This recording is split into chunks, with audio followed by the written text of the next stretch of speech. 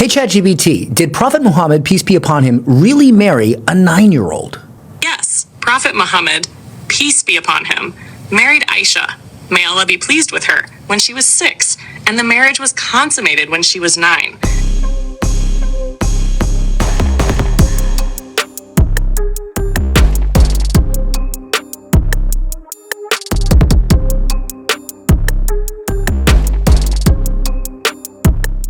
So I'd like to introduce you to my kid and my 2 wives. This is my son. Hi. This is wife 1. This is wife 2.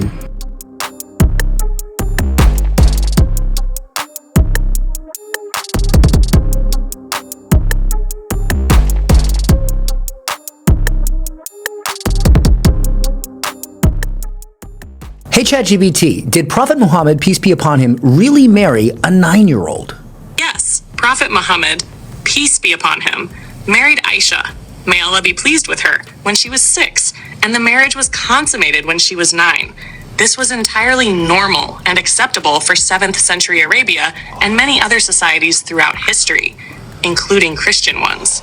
Marriageable age was determined by biological maturity and societal norms, not by modern standards. Here are past examples from Christian history that prove this was not unique to Islam. 1.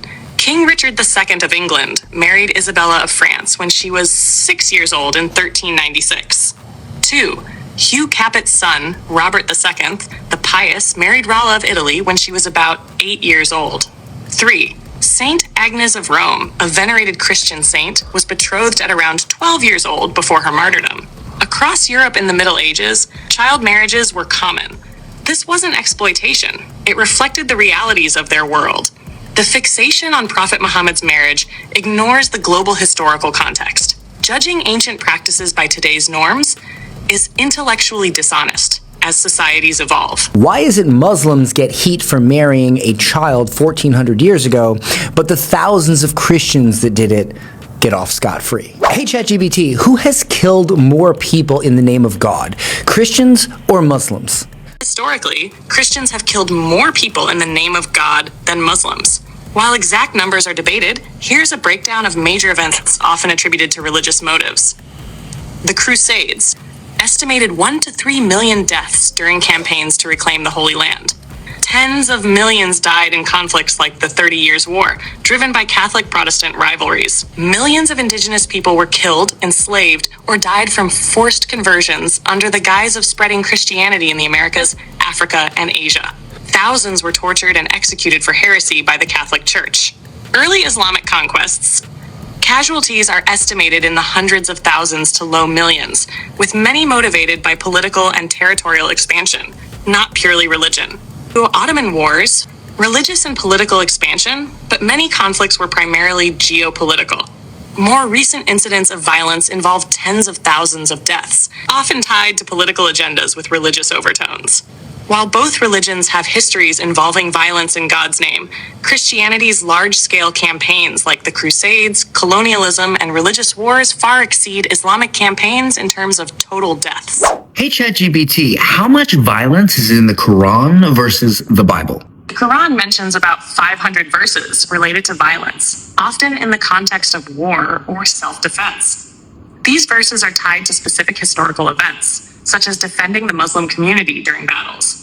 Many emphasize limits on violence, like not harming civilians, and encourage peace when possible. The Quran frames these acts as responses to oppression or aggression, with a focus on justice and restraint. The Bible, especially the Old Testament, includes over 1,000 references to violence. It contains stories of wars, conquests, and divine punishments, such as in the books of Joshua and Judges. Hey ChatGPT, can you name 3 ways in which feminism hurts women and Islam solves it? 1. Glorifying career over family. Feminism tells women that success means climbing the corporate ladder, often at the cost of marriage and motherhood. Many end up burned out and alone. Islam honors both roles. A woman can work, but her value isn't tied to a paycheck. Family remains central, ensuring lifelong love and support. 2. Pushing women into masculine roles. Feminism claims women should be strong and independent like men, but this often leaves them overworked, stressed, and without real protection. Islam gives women rights without stripping them of their femininity, ensuring men provide and protect while women are cherished and respected. 3.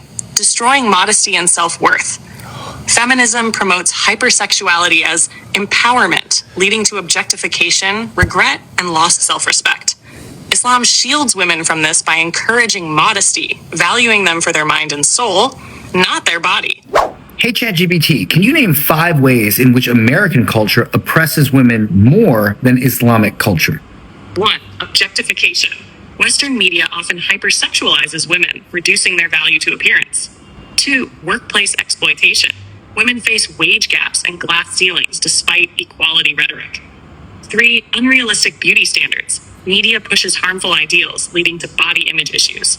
4. Family strain. Cultural norms prioritize careers, discouraging traditional family roles some women desire.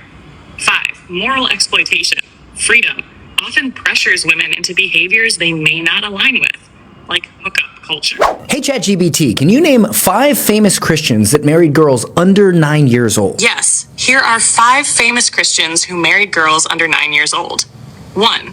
King Richard II of England married Isabella of France, 6 years old, in 1396.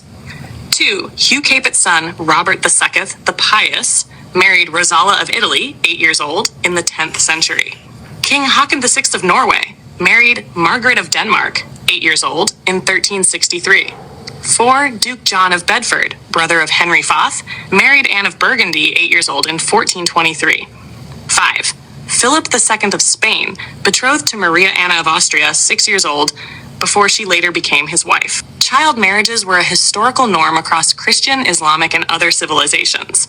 It was based on cultural, social, and political factors, not modern morality. If you think it's unfair to call Muslims pedophiles, share this video.